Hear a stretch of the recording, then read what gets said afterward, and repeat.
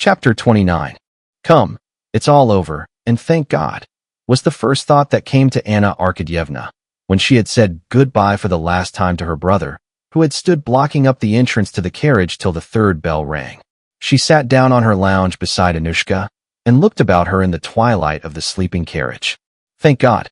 Tomorrow I shall see Seryoza and Alexey Alexandrovich, and my life will go on in the old way, all nice and as usual. Still in the same anxious frame of mind, as she had been all that day, Anna took pleasure in arranging herself for the journey with great care. With her little deft hands she opened and shut her little red bag, took out a cushion, laid it on her knees, and carefully wrapping up her feet, settled herself comfortably. An invalid lady had already lain down to sleep. Two other ladies began talking to Anna, and a stout elderly lady tucked up her feet and made observations about the heating of the train.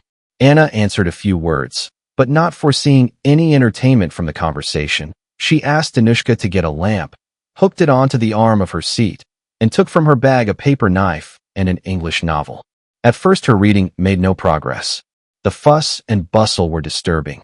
Then when the train had started, she could not help listening to the noises. Then the snow beating on the left window and sticking to the pane, and the sight of the muffled guard passing by, covered with snow on one side, and the conversations about the terrible snowstorm raging outside, distracted her attention. Farther on, it was continually the same again and again, the same shaking and rattling, the same snow on the window, the same rapid transitions from steaming heat to cold, and back again to heat, the same passing glimpses of the same figures in the twilight, and the same voices, and Anna began to read and to understand what she read. Anushka was already dozing, the red bag on her lap, clutched by her broad hands, in gloves, of which one was torn. Anna Arkadyevna read and understood, but it was distasteful to her to read, that is, to follow the reflection of other people's lives. She had too great a desire to live herself. If she read that the heroine of the novel was nursing a sick man, she longed to move with noiseless steps about the room of a sick man. If she read of a member of parliament making a speech, she longed to be delivering the speech. If she read of how Lady Mary had ridden after the hounds, and had provoked her sister-in-law, and had surprised everyone by her boldness, she too wished to be doing the same. But there was no chance of doing anything, and twisting the smooth paper knife in her little hands, she forced herself to read. The hero of the novel was already almost reaching his English happiness, a baronetcy and an estate, and Anna was feeling a desire to go with him to the estate, when she suddenly felt that he ought to feel ashamed, and that she was ashamed of the same thing. But what had he to be ashamed of? What have I to be ashamed of? She asked herself in injured surprise. She laid down the book and sank against the back of the chair, tightly gripping the paper cutter in both hands. There was nothing. She went over all her Moscow recollections. All were good, pleasant. She remembered the ball, remembered Vronsky and his face of slavish adoration, remembered all her conduct with him. There was nothing shameful.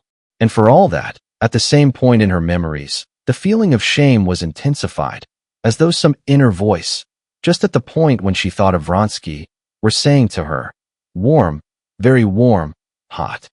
Well, what is it? She said to herself resolutely, shifting her seat in the lounge. What does it mean? Am I afraid to look it straight in the face? Why, what is it? Can it be that between me and this officer boy there exist, or can exist, any other relations than such as are common with every acquaintance?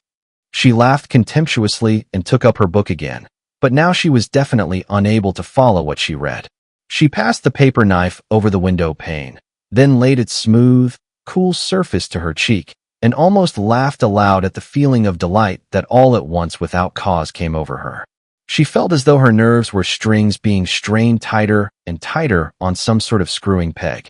She felt her eyes opening wider and wider, her fingers and toes twitching nervously, something within oppressing her breathing, while all shapes and sounds seemed in the uncertain half-light to strike her with unaccustomed vividness.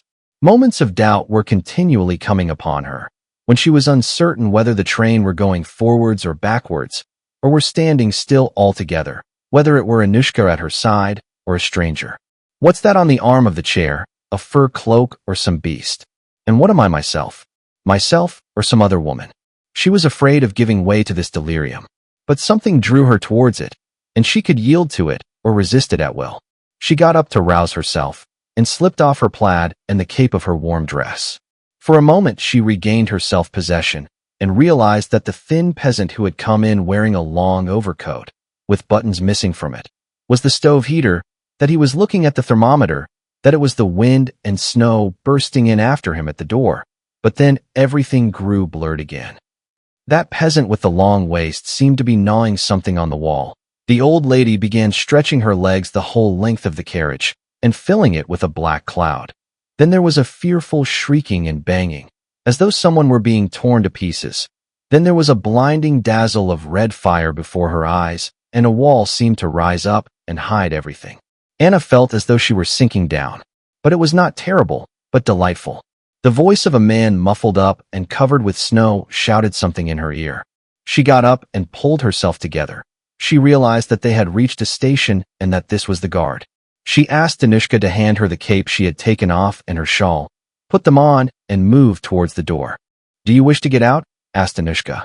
"Yes, I want a little air. It's very hot in here." And she opened the door.